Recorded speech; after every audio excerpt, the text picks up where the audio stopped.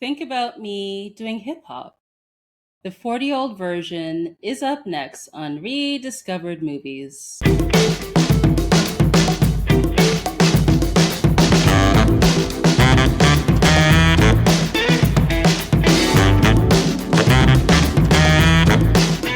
Hello, welcome to Rediscovered Movies. I'm your host, Nomfanelo Malloy. So, the film that I'll be discussing today is the 40-year-old version. So, the 40-year-old version is a 2020 comedy drama film. It is written and directed by Radha Blank. The film stars Radha Blank, Peter Kim, and Imani Lewis. So, here is the synopsis.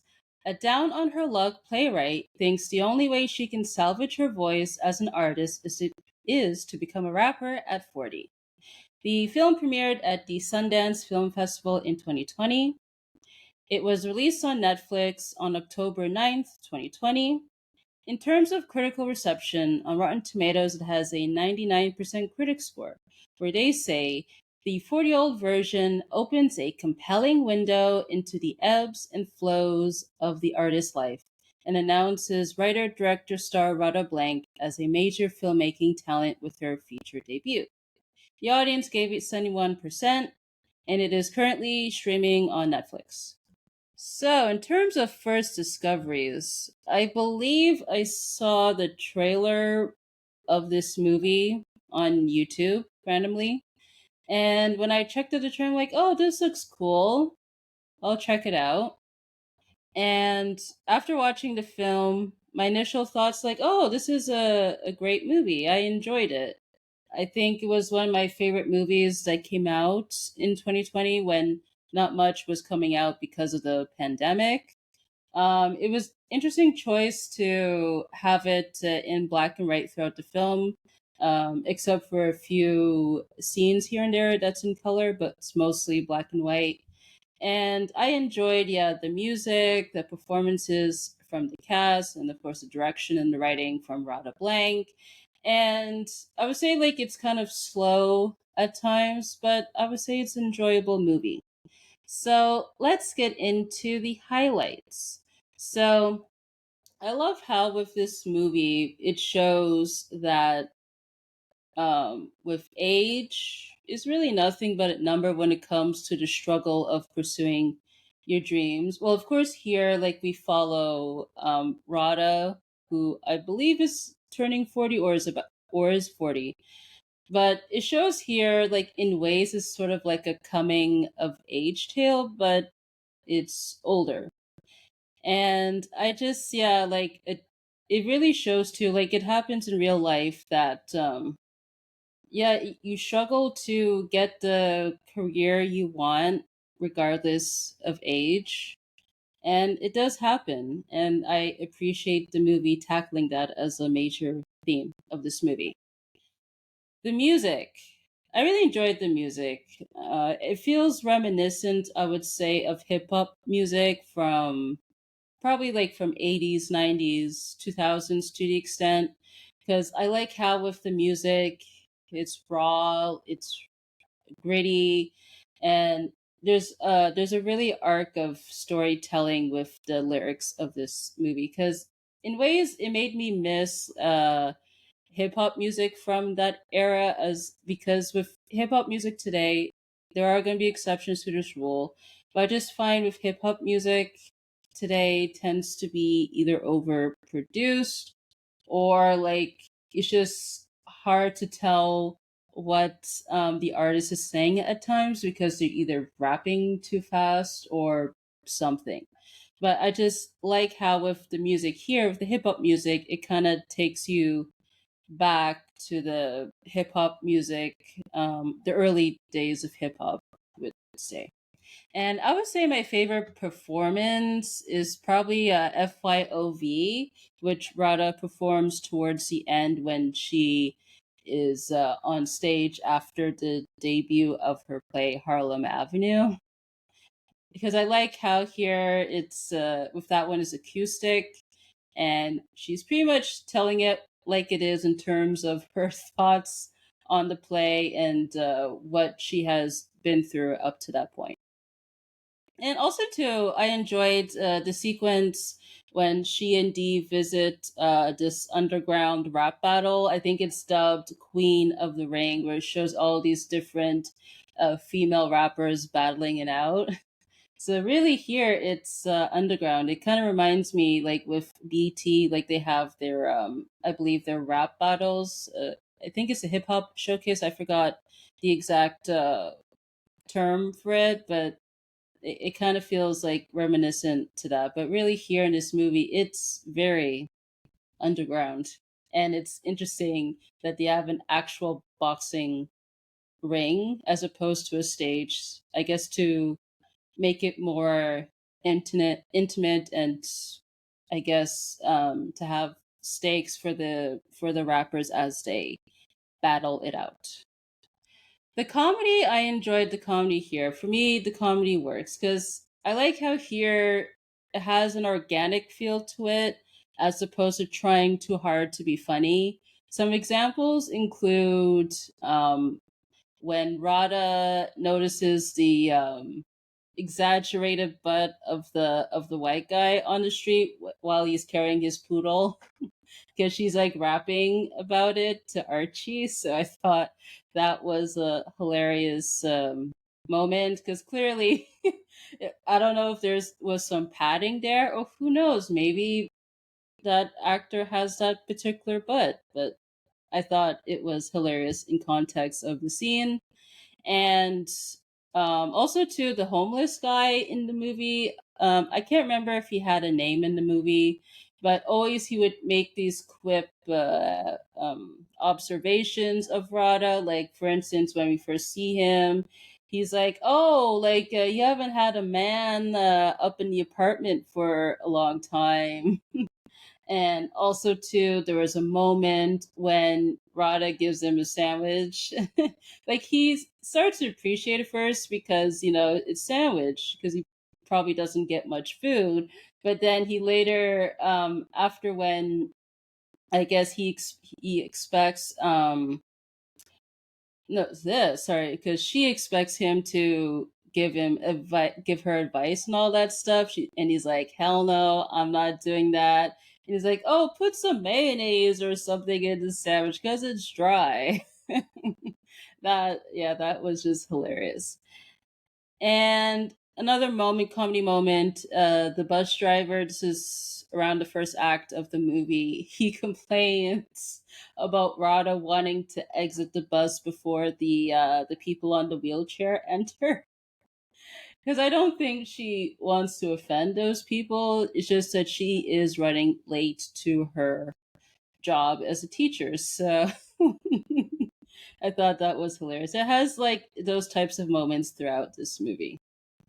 Also too, it has themes of essentially for artists like what does it mean to be a sellout versus, you know, creating I guess art that you want to make, because that is pretty much reminiscent for artists out there in real life. Because here in this movie, she initially refuses to work with Whitman because, you know, with his works, probably in her words, does not authentically represent the Black community. Like it's a very exaggerated version.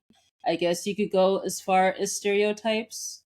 But essentially, she's not a fan of Whitman. But because like her workshop with Forrest falls through, she pretty much has no choice but to work with Whitman. And no surprise that with her play Harlem Avenue that she produces under Whitman is terrible with the rewrites. And no surprise that she finally admits that towards the end with the FYOV rap. But man, it is interesting.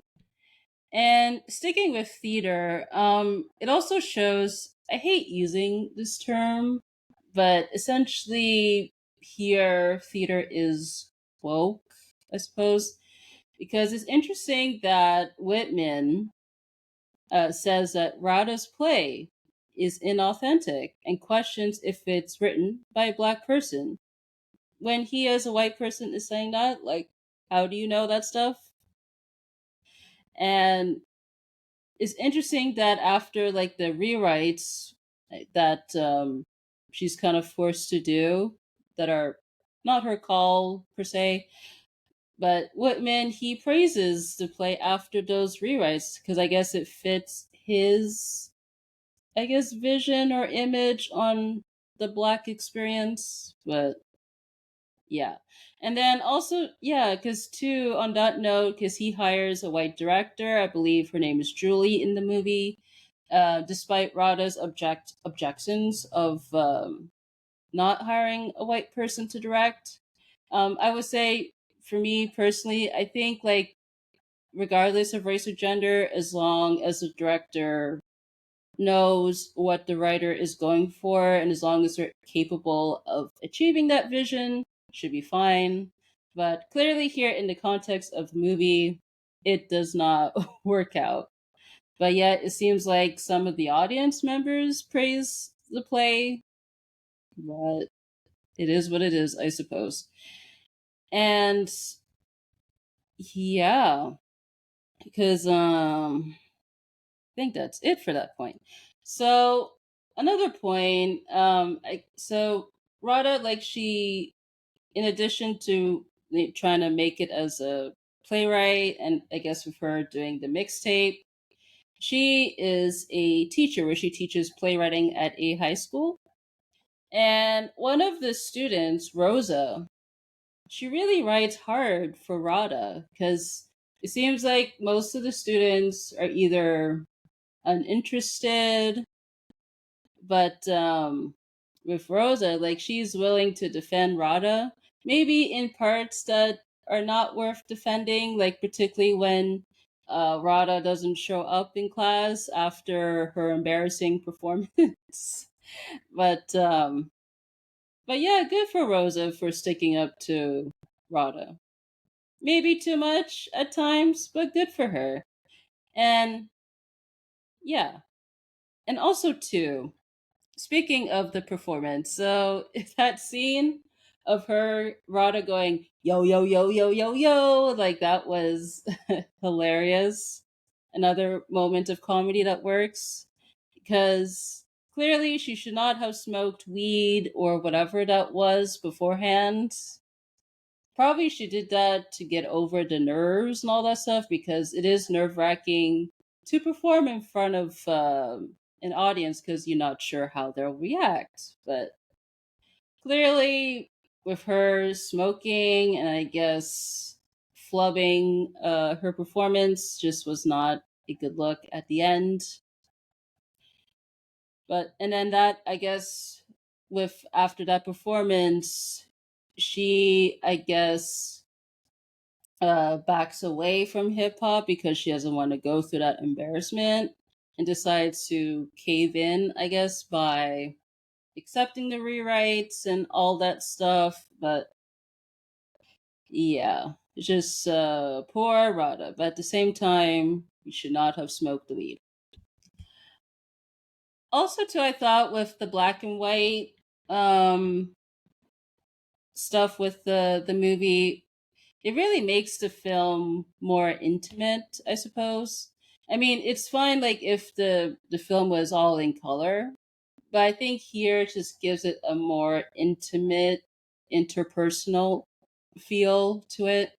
But we do have some color shots when it showcases Radha's thoughts, or with certain images, like, for example, with the paintings that she talks about with her brother, or with the tattoo when Dee asked about it after they slept together. So that, I thought that was an interesting choice with those with the technical aspects.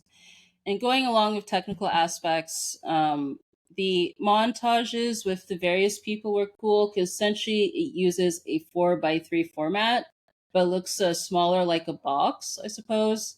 I would say the montage at the beginning when they are talking about being 40. was cool. And also too, this is a comedic moment or moments when every time when Radha she tries to kneel down. We see that first when she's in the office with Forrest, and when she's with the students later. You hear the bones cracking, which is hilarious. But I mean, it's not far fetched from real life because that does happen. And also, too, I liked there was a moment when Dee defends Radha. This was, I believe, this was after the performance that she flubbed, and like he I guess misses her, but because she decides to distance herself from the hip hop scene, I guess their relationship becomes strained. And then this was, so Dee was in the recording session with some rapper, and then I think the guy like asked, "Oh, why are you still hung up with her after he sees Dee like scrolling through her Instagram or whatever?" And then he complains like, "You guys don't even know what you're rapping about, because at least like with her music, it's all about the storytelling, while like with what the other guy's trying to rap about is nonsense essentially." So I thought that was a nice moment. And also too, I enjoyed the performances from the cast. Everyone was solid, and I also loved the writing and the direction from Radha Blank. So those are my highlights for this movie. In terms of lowlights, I don't have too many, but I do want to talk about. I felt the transition, like from her like doing the playwright to rapping, was abrupt. Because it seems like with the playwriting is not working out in her favor, and then all of a sudden she decides, I'm gonna do rapping. I mean, which is cool, but at the same time it's like, where where did this connection come from? Because I felt like at the beginning they could have showed her love of hip hop, either like she's maybe listening to hip hop, and or maybe on the bus she's trying to write some lyrics or something. Essentially anything that shows her love for hip hop to justify her making the jump from theater to hip hop. And maybe they could have, if Radha could have produced a hip hop musical than a mixtape, because I just wondered, what is she gonna do with the mixtape? Does she actually want to be a professional rapper, or is she just doing it for fun, like it's a phase, like before she goes back to theater? I don't know. And also too, as a low light for me, as I mentioned, the pacing for me was just slow, particularly with the second half of the movie, because probably the runtime could have been tightened as opposed to being 2 hours plus. But yeah. And Radha and Dee's romance, I felt, was not necessary. I mean, I guess it's nice though for her, because with the homeless guy making observations of her not bringing a man over to her place, but at the same time, it's like, where is this going? Like, is she actually looking for a romantic partner at this stage, or is it just like a temporary thing? I'm not sure. I just felt that could have been taken out, but it would have been better if they were just friends, my opinion. And also too, I wondered with Radha, because she often wears a headscarf, and I thought, oh, it's probably a fashion choice. But I guess in the movie they make a big deal because I think Dee, or I can't remember which character, asked, "Oh, why do you wear a headscarf?" And it was unclear, like whether it's because she is embarrassed of her hair, probably maybe because as she's getting older, you know, the hair is really not up to par, or is it because of identity crisis? It's uncertain why in particularly. I mean, she looks nice without the headscarf, but I thought it was more of a fashion choice for me, but I think that part could have been more clear. And lastly, I want to talk about Elaine. So I have no issues with the actor's performance, but I just wondered with Elaine. So it seems like when we first see her, she's performing her rap or her monologue to the students, and nobody responds to that.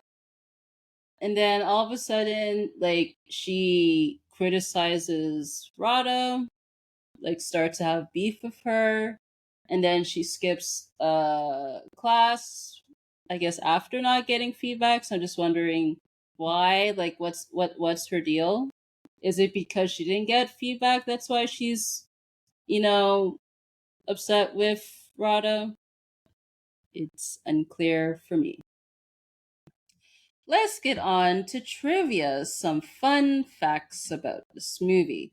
So the title, uh, the 40-year-old version, is a play on the, I believe, in the 2000s. I can't remember what year this movie came out.